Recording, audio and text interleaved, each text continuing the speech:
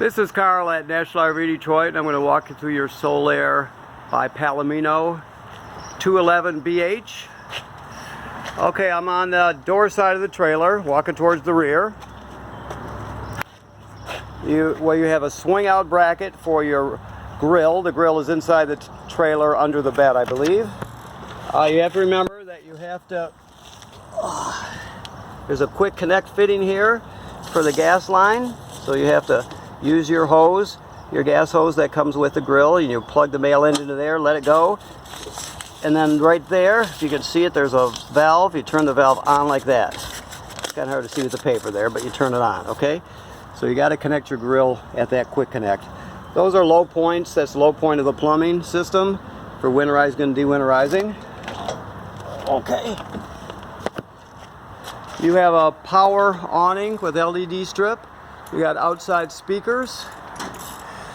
This is an antenna out for hooking up a TV set, and there's power. Hook up your TV set, and there is a bracket. You can hang it on if you choose to. Your steps fold out and into the trailer. They're very stable. You can adjust the legs by pulling this pin out here on each side. I'm going to put it back in here now. Hold on. Like that. And you can adjust the legs for uneven terrain. Okay, you got front storage. This is being cleaned right now, so whoops. So it'll be all nice and clean when you pick it up. That's your hitch. It's a Husky center line. We're going to show you how it works if you don't know, but you can always go online to Husky center line and look at their hitch up videos. They've got some good ones, so if you're at a campsite and you need to refresh your memory, you can always do that. This is just a hookup if you want to get a solar panel to charge the battery. This is a particular one is a Furion, but that's where you would plug it in. It just charges the battery. It does not run the trailer. Okay, you got a Deep Cycle Marine battery, two 20-pound LP tanks. Okay, power tongue jack, which will be clean. And if you ever have an outage, if it ever dies on you, you can pull this plug on the top, and you can use the a 3/4 inch socket to crank it if you have to. You got stabilizer jacks on each corner that also take 3/4 inch. This is your water heater. It works on gas or electric. Keep in mind there's an electric heating element behind here, and here's the switch for it. Right there, it's off right now. You always want to make sure there's water in the tank before you turn on any power source for the water heater. So, alright. There's two ways to get water to your trailer. The most common one is just to hook up to city water if you've got it. Most campgrounds do, so 9 out of 10 times you're going to be just using city water. You hook your hose on here, turn on the tap, and you're ready to go. If you go to a campground that does not have city water hookup or plumbing on the campsite, you're going to have to fill your onboard fresh water tank through here, and then you can use the 12-volt pump inside the trailer to pump it, okay?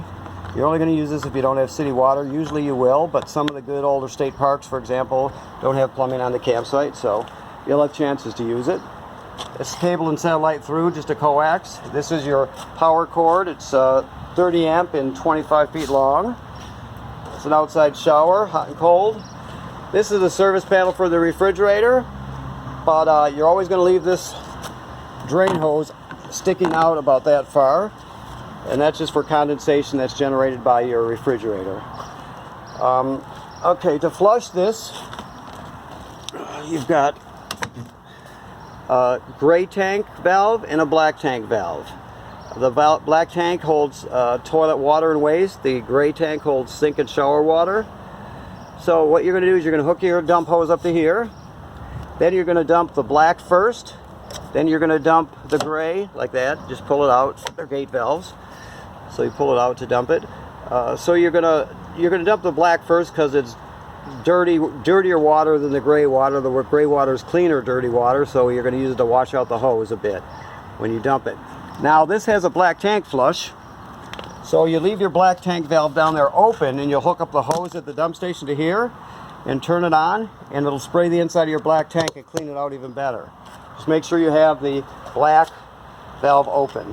Okay, this is just some storage in here. It's like you got the light on here. Let me turn that off right now before we forget. Okay, all right. Okay, so that housing there is for a backup camera.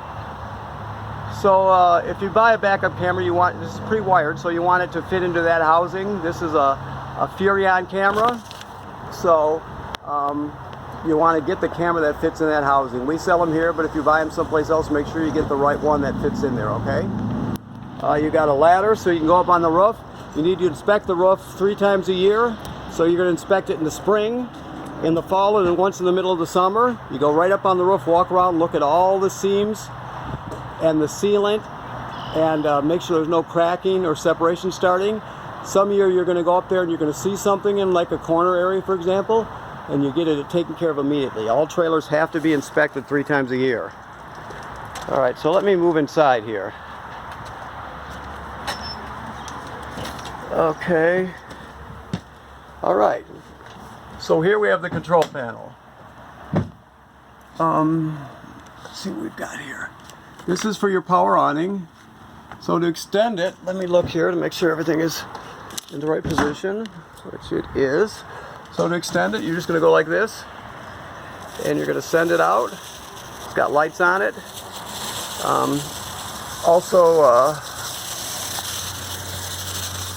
You're going to roll it out till you see the awning tube. So that's coming up, and when you see the awning tube, like right about now, you're all the way out. Okay? We'll bring it back in here. So also on this panel, you got lights, of course, and you've got your water pump switch. I told you have an onboard freshwater tank if you need to use it. There's the water pump. You also use the water pump for winterizing. The water heater, that's to light it on gas. I told you the electric switch in the lower left-hand corner. If you need to light it on gas, you do it right here. Just always make sure there's water in the water heater tank before you turn it on any power, gas or electric. All right. These are how you check your levels. Your battery is charged. Freshwater tank has a little bit in it. It's a third full, but we're water testing it. As it fills, it'll go up 1/3 increments, as you see. That's your black tank empty, your gray tank empty. These extra ones you won't use because this is this panel fits different applications, so just keep that in mind. So that's how you check the levels. Once you get to 2/3 with your fresh water, with your black water and gray water, you're going to start to think about dumping it, okay? All right. Okay, so I'm going to shut off the awning light now so I don't forget. Okay, so as we move through, your radio, it plays CDs and DVDs, okay? You can stream off that USB port there. Put as many albums as you want on your USB stick and take them with you. You can hook up wirelessly with Bluetooth, so you can play your MP3s from your phone or tablet. There's 2 zones, inside and outside. Zone 1 is inside, zone 2 is outside. So there's a lot you can do with it. If you hook up a TV, that's where you would hook it up. That's your signal booster for your digital antenna. Okay, and they're going to have backer plates. It's probably right here. We can talk to you when you come in to make sure, because I don't see the sticker here, but we'll determine it for you. While I'm over on this side also, you can drop the table down by pulling out the posts underneath and put it on these cleats right here. And when you do that, you can set this down here and use the back cushion to fill in the space and turn it into a bed. The range, okay, which runs on LP gas. I hope the tank is on right now. Yes. So you're just going to put it to whichever burner you're going to use. You put it on light, and then you're going to spark it by turning this clockwise. You can see it lit back there. You do that for the 3 burners. Then the oven is a little different. Let me get down here and take a look at it so I can see what model we have here. Hold on. Okay, so this one you have to light with a grill lighter. So under here, all the way in the back, is a pilot light. So what you're going to do, you need a grill lighter with a long neck on it. So you're going to turn this to pilot, right there. You're going to depress it and hold it in. Then you'll light that pilot light back there with your grill lighter. When it lights, you're still going to be holding this in. You hold it for another 10 seconds or so after it lights. You go to whatever operating temperature you choose to go to, and it'll cycle on and off like in a regular oven, because you know, like you're used to. But when you shut it off, it'll obviously the flame will go out, but also the pilot light will go out. So you're going to have to relight the pilot light every time you use the oven. Okay, I went a long way to tell you that, but I got there. Okay, this is your power converter here. This turns AC to, it converts AC to DC power. So you've got 110 AC on this side. You see you got regular household type circuit breakers, and they're all labeled. Then the power is converted to 12 volt DC over here. You've got 12 volt fuses there, and they're all labeled. Everything that can run on 12 volts in this trailer does. Some things have to be AC power, like the air conditioner or the microwave, things like that. Also, these fuses will light up if they were ever to blow. You'll be able to see them through this tinted plastic here. All right, and also this power converter will charge your battery. So as long as you're plugged in to the campground or to power somewhere, shore power, it'll sense how much energy your battery needs, and it'll send whatever it needs up there. If it's charged, it'll trickle a couple amps. If it's low, it'll send 10 amps or whatever it needs to keep you charged up, okay? This is your LP and carbon monoxide detector. I'll set it off for you so you can hear it. Goes through 2 self-tests, one for each type of gas, LP and carbon monoxide, and then back to green. It should always be green like that. So if it goes off, you're going to just gather everybody up, you go outside, shut the gas off at the front, and figure out what's going on, okay? It should always be green like that. If it's not, you got to get it serviced, because it's very important. Alright, so let me see if I can get on my feet here.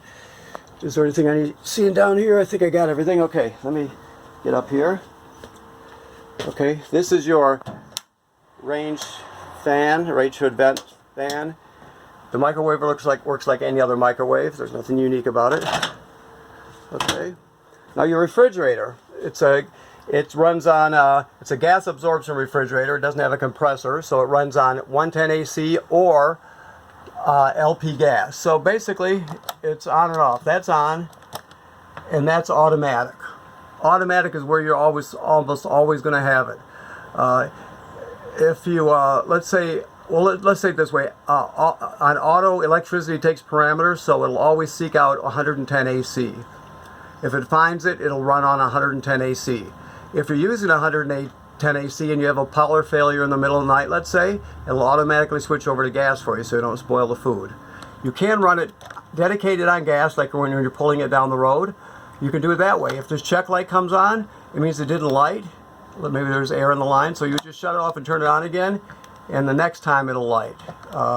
It usually does the first time, but sometimes it depends on how long it's been since you used the refrigerator, and if there's a lot of, if there's gas in the line, it's got to work its way through. So anyway, generally speaking, auto is where you want to use it. Also, one last thing, to set the temperature in this thing here is called a thermistor, right here.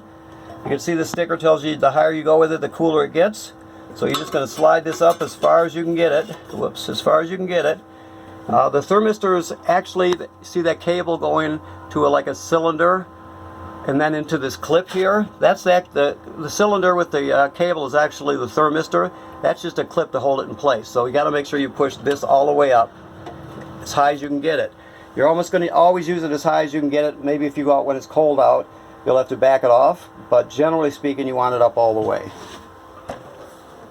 Okay, so you have to winterize this trailer, obviously, and the rule of thumb is you can't get antifreeze into the water heater tank because it'll leave a really foul taste and a bad smell.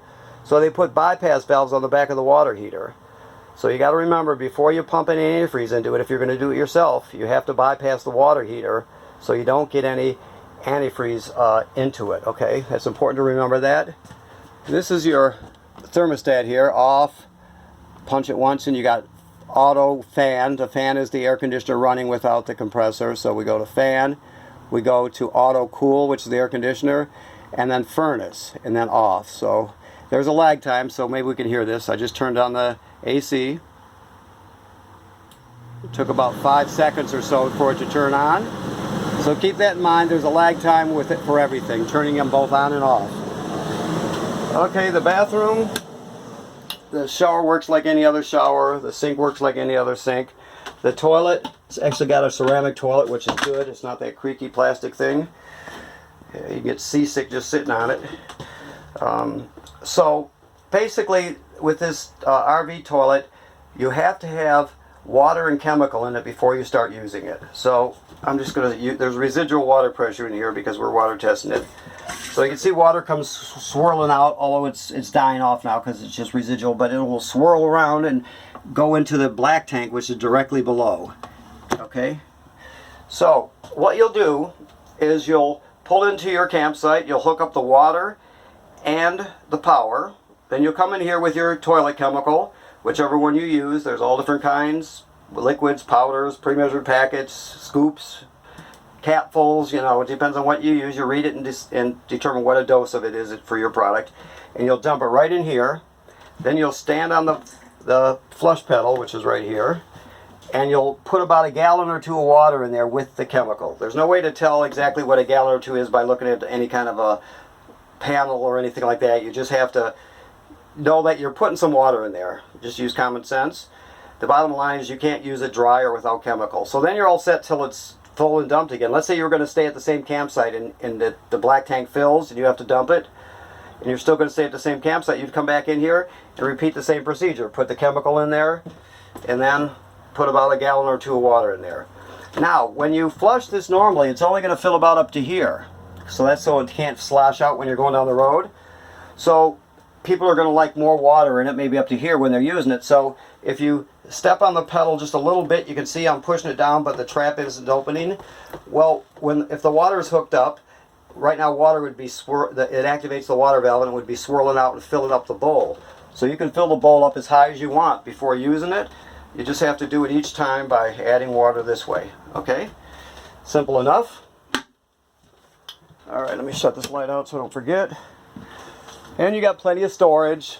Every place you can find it. It's got a skylight. You've got vent here. You can put vent mate covers on it so you can keep these open and when it's raining in the storage if you ever want to. We do that here, or it's a good do-it-yourself project. That's a reasonable upgrade to put on your trailer. I mean, it's probably the most common. People like them because, like I said, you can keep them open during the rain. And plus, when you put it in storage, you can keep it cracked so you get a little bit of ventilation over the winter time to keep the mildew down. Over here, this GFCI is on the end of the sink here. All the plugs are wired through this one, including the plug on the outside. So if you're using a coffee pot outside and it pops, you're always going to reset it here. All the furnace, all the heat comes out of the lower vents, and all the AC comes out of the ceiling vents. All right. Okay, I think we've pretty much covered it. I'm going to walk through here and see if I forgot anything that I can think of. Remember what I said about winterizing your trailer and bypassing the water heater. You have to. You may know all this already. I don't know. I don't know how experienced you are in camping, but the bottom line is you have to bypass the water heater. And so if you don't know, you'll have to educate yourself a little bit or have somebody else do it for you. Last thing on here is the escape window, and it works like this. You're just going to push it through. You can use that for ventilation like that, but if you had to escape, you'd push this all the way through, and then you would grab this plastic red tab and you'd pull the screen out, and out you go. You can do back flips or front rolls or whatever you want to do. Just make sure you land on your feet. Okay, so I think that covers it. So you can call us and ask us questions, and we can talk you through just about anything. You can research online. Every appliance in here, this is the remote control for your radio, by the way. Every appliance in here has its own manual, so you'll be able to refer back to that. Okay. Also, you can go online, and all these manufacturers have product videos these days, so you just copy down the model number of the appliance and the manufacturer, and you'll be able to find PDFs to download, and you'll find videos, all kinds of stuff. So, okay, so remember to inspect your roof and always bypass your water heater. So I want to thank you for purchasing your trailer from National RV Detroit. Thank you very much.